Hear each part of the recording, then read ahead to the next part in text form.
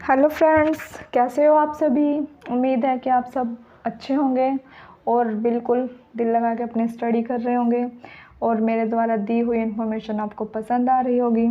ठीक है, तो अब जो प्राचीन इतिहास में हम लोग ना हड़प्पा सभ्यता के काल तक पहुंच गए हैं। तो मैं ना अब आपको हड़प्पा सभ्यता में क्या घटनाएं थी, मतलब कहाँ स्थल से हमें कौन कौन से साक्ष्य मिले हैं, ठीक है, उसके बारे में मैं इन्फॉर्मेशन दूंगी आपको। और मैं आपको पहले कह रही हूँ कि जो ये मतलब जो पूरा स्थल जो चीज़ें मिले हैं ना, ये पूरे संसार में थी। ये नहीं है कि आप इसको ये चीज़ मान लो कि पूरे एक ही उसमें होंगी, ऐसा कुछ नहीं है। तो आपको ना इन चीज़ों को अच्छे से मतलब अच्छे से समझना है, ठीक है। तो क्या थी हड़प्पा सभ्यता, सिंधु घाटी की सभ्यता थी, ठीक है। और ये क्या है 2350 से 1750 से था।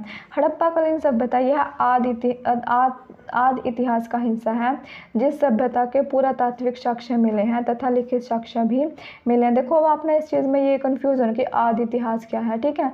तो आदि इतिहास क्या है और आदि इतिहास क्या होता है, प्राग इतिहास क्या होता है और ऐतिहासिक इतिहास क्या होता है, इन चीज़ों में क्या डिफरेंस है, मैं इस चीज़ को आपको बाद में बताऊंगी।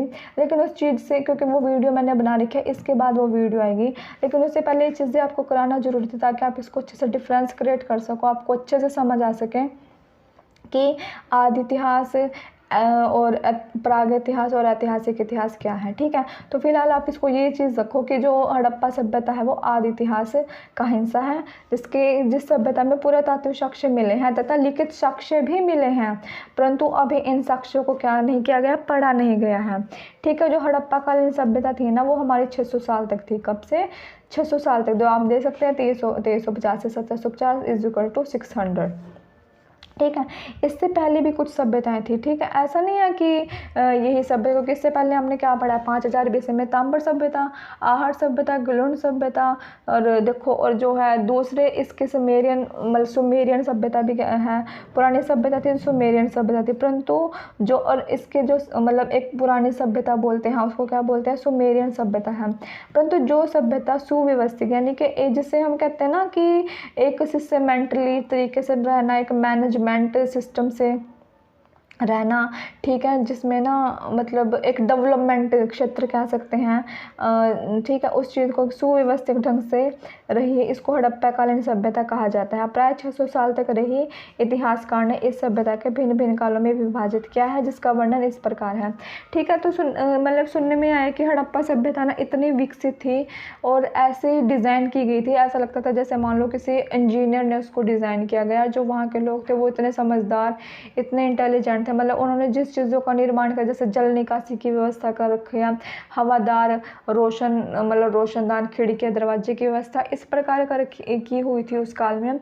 जैसे मान लो हवा क्रॉस होती थी ना, ऐसा लगता था कि जैसे मान लो घर में झाड़ू लग गया हो, इस तरह की जो व्यवस्था थी हड़प्पा काल में। तो हम इसको ना एक सुव्यवस्थित सभ्यता कह सकते हैं, ठीक है ना। और उसके बाद जो विद्वान है ना, उसको भिन्न भिन्न में क्या, देखो विद्वान है और इनको निर्धारित तिथि है। देखो कई बार एग्जामिनर पता है क्या, एग्जामिनर ये पूछ लेते हैं कि कौन से विद्वान के अकॉर्डिंग ना तिथि निर्धारित की गई है।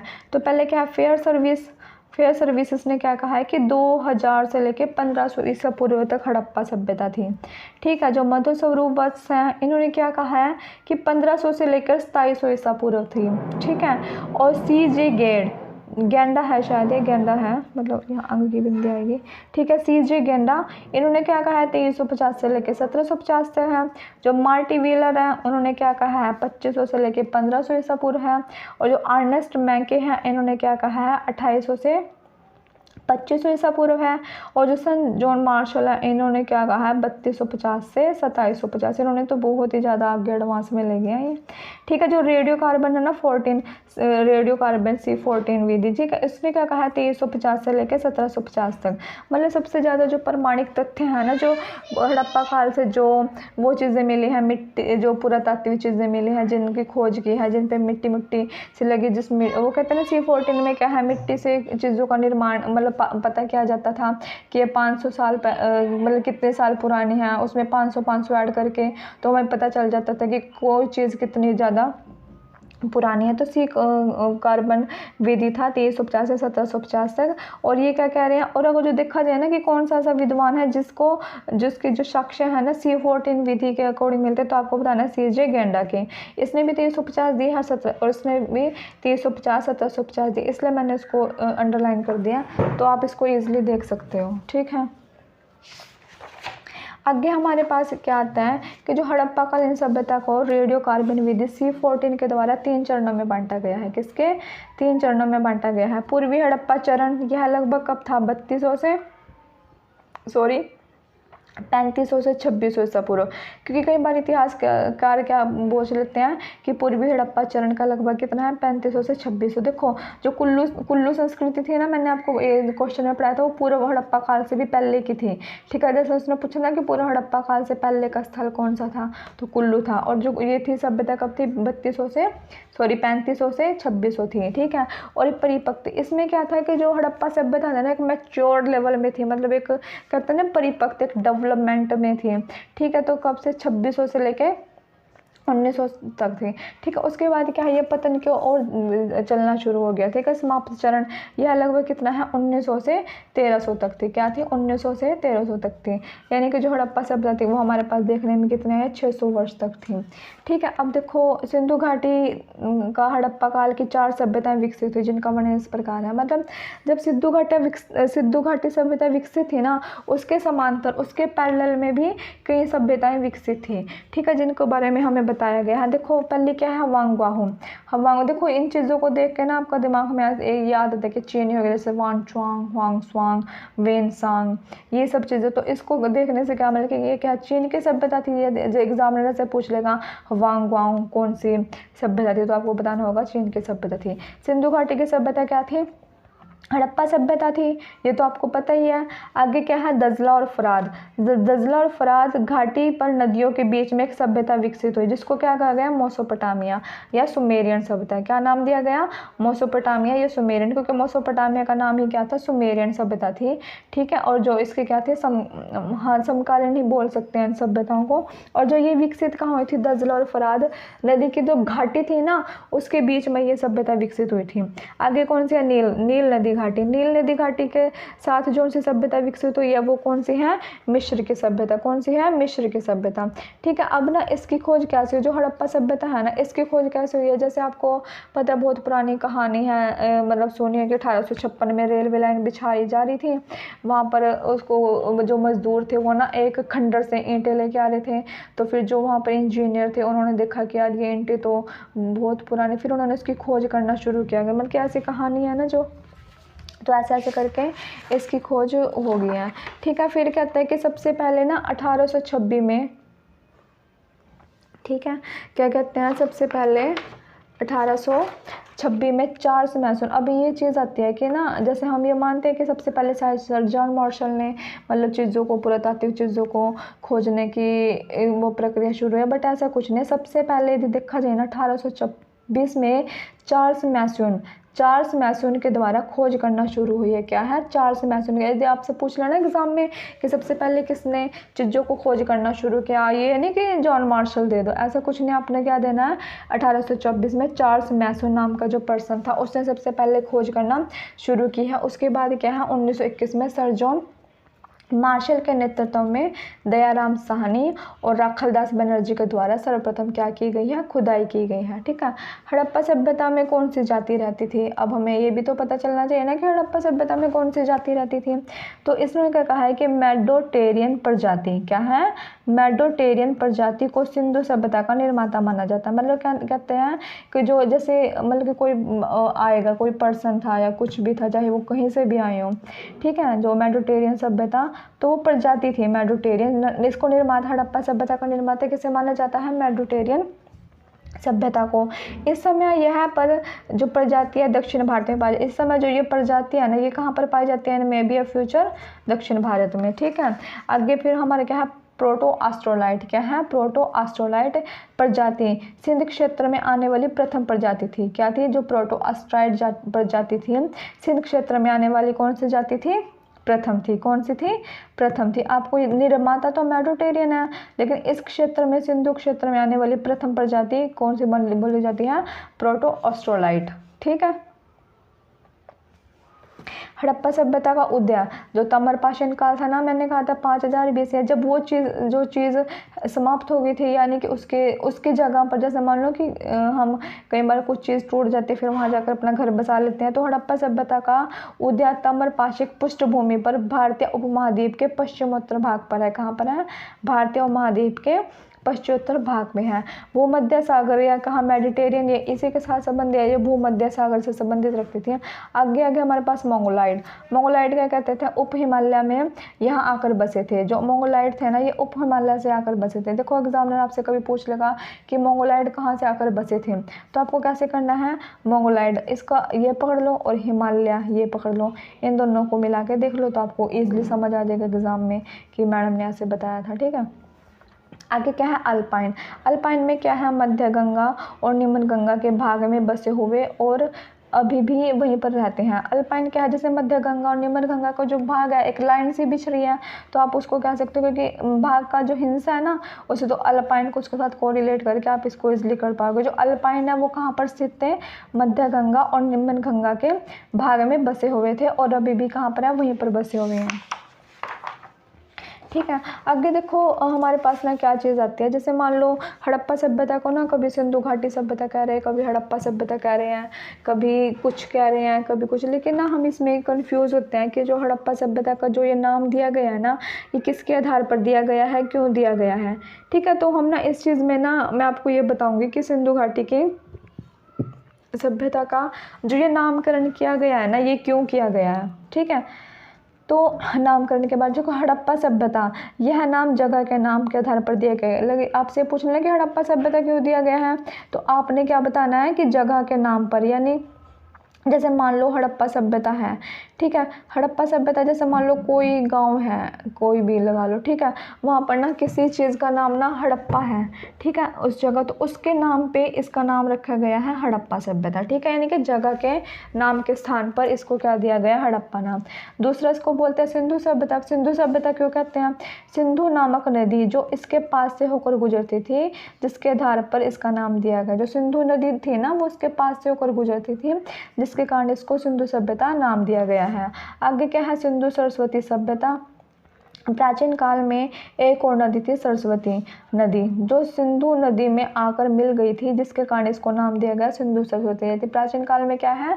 सरस्वती नदी थी, जो सरस्वती नदी आकर किस में मिल गई थी? सिंधु नदी में, जिसके कारण इसको नाम दिया गया है सिंधु सरस्वती। ठीक है। अगली कौन सी है? सिंधु सभ्यता घाटी।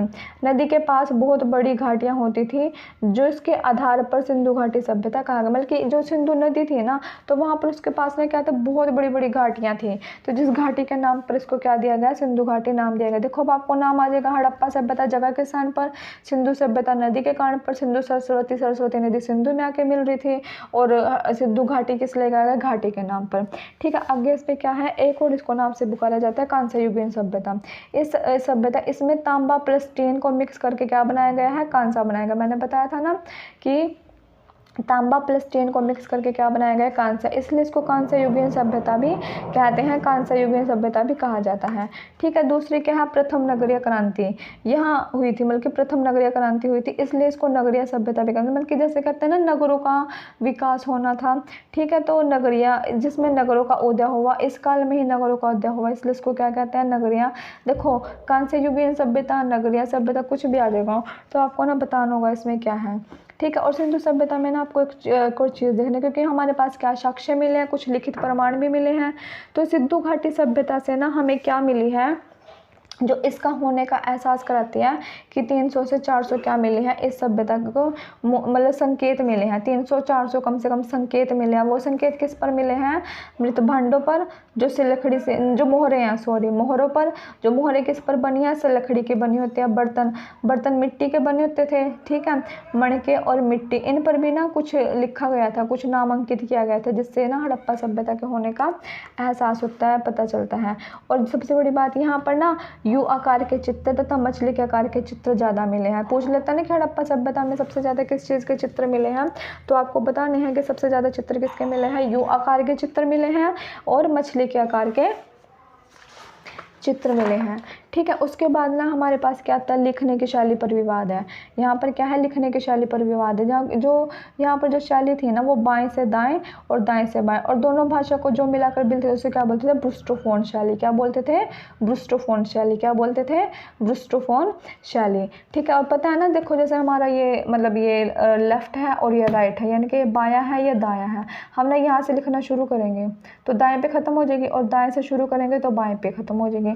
ठीक है, इनके बाएं से दाएं दाएं से बाएं और दोनों को मिलाकर क्या मिलता है, ब्रुस्टोफोन लिपि। तो कई बार एग्जामिनर आपसे पूछ लेता है कि जो ब्रुस्टोफोन लिपि है वो कहाँ से शुरू होती थी, दाएं से बाएं शुरू होती थी या बाएं से दाएं। तो आपको बताना है बाएं से दाएं शुरू होती थी और फिर दाएं से बाएं शुरू होती थी। ठीक है, और सिंधु सभ्यता के लोग क्या करते थे, शाकाहारी मांसाहारी दोनों मिलते थे। मतलब कि सिंधु सभ्यता के लोग क्या करते थे, शाकाहारी भी थे और क्या मांसाहारी भी थे। और सिंधु सभ्यता में ना क्या आभूषण के शौकीन थे। ठीक है ना, किस किस के आभूषण के शौकीन थे, सोना, चांदी, मिट्टी, सीप, हाथी दांत और क्या है, माणक्या। और क्या है, माणक्या, यानी कि सोना, चांदी, मिट्टी, सीप, हाथी दांत और मणक्या। देखो हमारे ना मतलब सोने का यूज़ ना हम प्राचीन काल से ही कर रहे हैं। मतलब देखो सोने के शख्स हड़प्पा काल के लोग हैं ना सोने का यूज़ कर रहे हैं। ठीक है, चांदी का, मिट्टी का, सीप का, हाथी दांत का भी, ठीक है ना, और मणक्या का भी। तो ये चीज़ें आपको ध्यान रखनी है।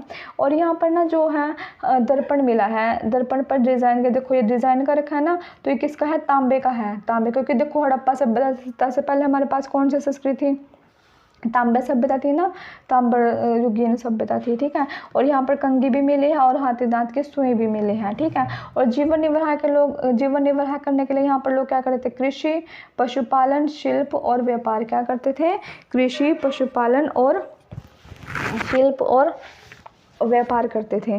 ठीक है, व्यापार के साक्ष्य, अब हमें व्यापार के साक्ष्य बताने पड़ेंगे। तो कह रहे समकालीन सभ्यता थी जो मेसोपोटामिया, मेसोपोटामिया कहाँ पर थी, सुमेरियन सभ्यता थी जो दजला फरात घाटियों में विकसित हुई थी। ठीक है, इसके साथ व्यापार किया जाता था। यहाँ का एक शासक था सारगोन, कौन सा था, सारगोन नाम का एक शासक था। उसका एक अभिलेख मिला है जिससे ये पता चलता है कि मेसोपोटामिया और हड़प्पा सभ्यता के बीच क्या होता था, आपस में आयात और निर्यात होता था।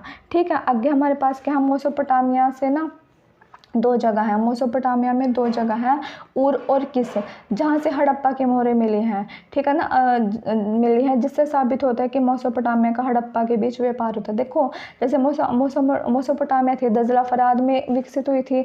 अब यदि यहाँ की हड़प्पा सभ्यता के जो मोहरे हैं यदि वहाँ पर जाके मिली हैं तो इसका मतलब क्या है कि इन दोनों के बीच में कुछ संबंध होगा।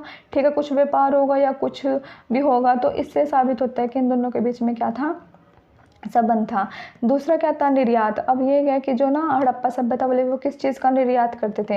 निर्यात का मतलब पता होता है ना कि जैसे भारत है ना, भारत अमेरिका में कुछ चीज़ भेज रहा है, मतलब निर्यात करना, एक देश से दूसरे देश में निर्यात करना। और आयात क्या होता है, दूसरे देश का सामान अपने देश में आना। ये इकोनॉमिक्स का है, मतलब इकोनॉमिक्स में चीज़ें अच्छे से बताई जाती हैं कि निर्यात और आयात क्या होता है। ठीक है, और निर्यात किस चीज़ का करते थे, सूती वस्त्रों का, हाथी दांत का निर्यात किया जाता था। और आयात किसका करते थे, खेतरी जगह यानी कि सोने का। खेतरी एक जगह है जहाँ से हम क्या करते थे, सोने का आयात करते थे। कलोरा जो कर्नाटक में है वहाँ से भी सोने का, मतलब ये है। ठीक है, और आगे क्या है, बदख्शा। बदख्शा कहाँ है, अफगानिस्तान में है, जहाँ से चांदी, टीन, लाजवर्द, एक लाजवर्द एक धातु है उसका नाम दिया गया। इन सब का क्या करते थे, आयात करते थे। क्या करते थे, आयात करते थे। देखो, और मेसोपोटामिया और हड़प्पा में ना अन्नागार और चबूतरा सामान मिला है। मतलब जैसे मेसोपोटामिया और हड़प्पा में क्या है, चबूतरा मतलब एक सामान मिला है। जैसे मान लेकर क्यों ना कि जैसे दो गांव हैं, ये ए गांव है, ये बी गांव है, यहाँ के लोग भी गोरे हैं, यहाँ के लोग भी गोरे हैं। ठीक है, तो गोरान की क्या होना विशेषता होगी। तो ठीक उसी प्रकार जो मेसोपोटामिया हड़प्पा है, यहाँ पर अन्नागार और चबूतरा, मतलब इन दोनों सभ्यताओं में ना अन्नागार और चबूतरा दोनों सेम बनाया जाता था। ठीक है, ये इनकी विशेषता है।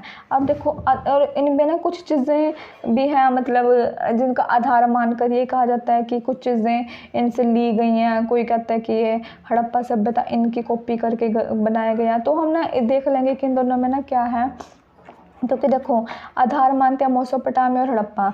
जो इसका आधार क्या है, लिपि। ठीक है, मेसोपोटामिया में क्या था, कीलाक्षर थी।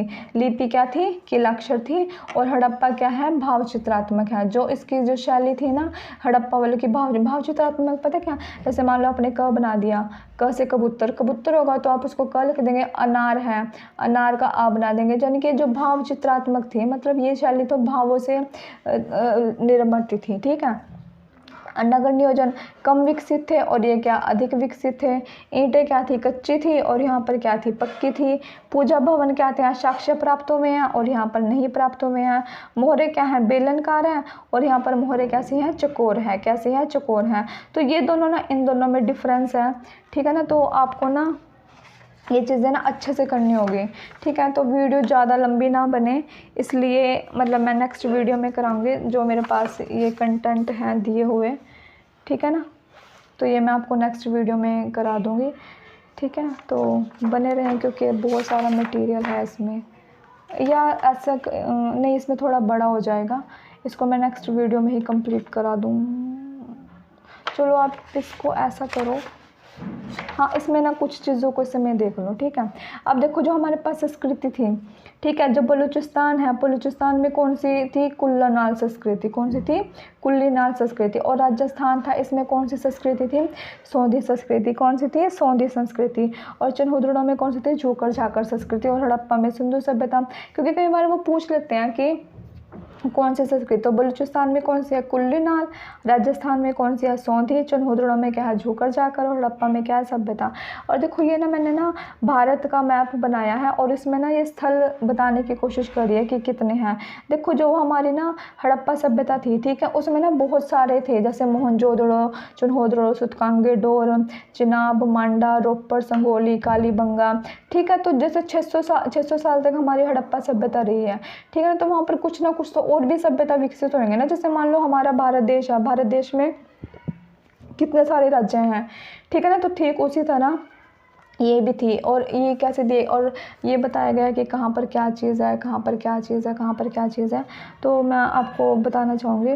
देखो, और एक हमारे ना दूसरे बहुत क्वेश्चन इंपॉर्टेंट बनता है, वो पूछते हैं कि जो हड़प्पा काल था ना वो किस आकार में स्थापित था, त्रिभुजाकार में, आयताकार में, वर्गाकार में।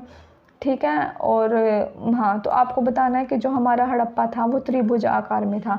किस में था, त्रिभुजाकार में। जो त्रिभुजाकार है वो कहाँ से शुरू हो रहा है, मांडा से, यहाँ से। और जो जो मतलब कि ये उत्तर में क्या है, मांडा है। और इसको हम क्या पश्चिम मान लेंगे। पश्चिम में क्या है, सूतकांगेडोर है। और इसको क्या मान लेंगे हम, दक्षिण में दायमाबाद है। यानी कि इसका त्रिभुज का आकार क्या बना, मांडा, सूतकांगेडोर और दायमाबाद। ये आपको ध्यान रखना है।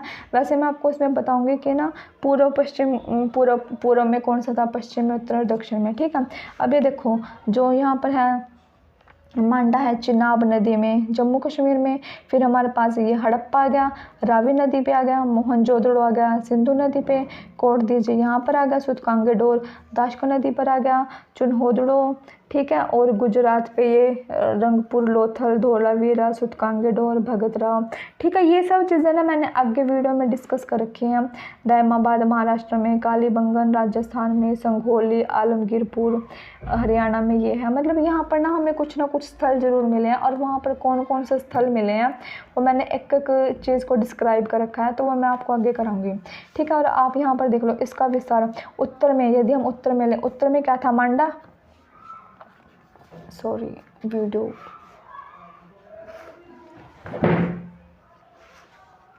ठीक है, उत्तर में क्या है, मांडा। मांडा जम्मू कश्मीर में चिनाब नदी पे है, ये देखो मांडा यहाँ पर है। ठीक है, फिर दक्षिण में आ गए हम, दक्षिण हमारे पास ये है। दक्षिण में दामाबाद महाराष्ट्र, गोदावरी नदी। फिर हम पूर्व में आ गए, पूर्व में क्या है, आलमगीरपुर और संघोली, ये देखो।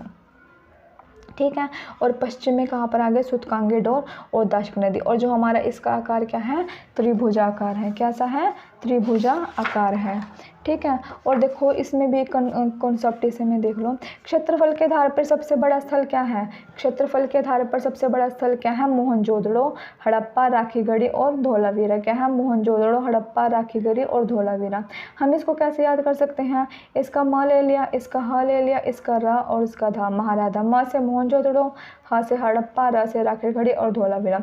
यानी कि क्षेत्रफल के आधार पर कह रहा है ये, क्षेत्रफल के आधार पर हमें इसका क्रम डिसाइड करना कौन सा है।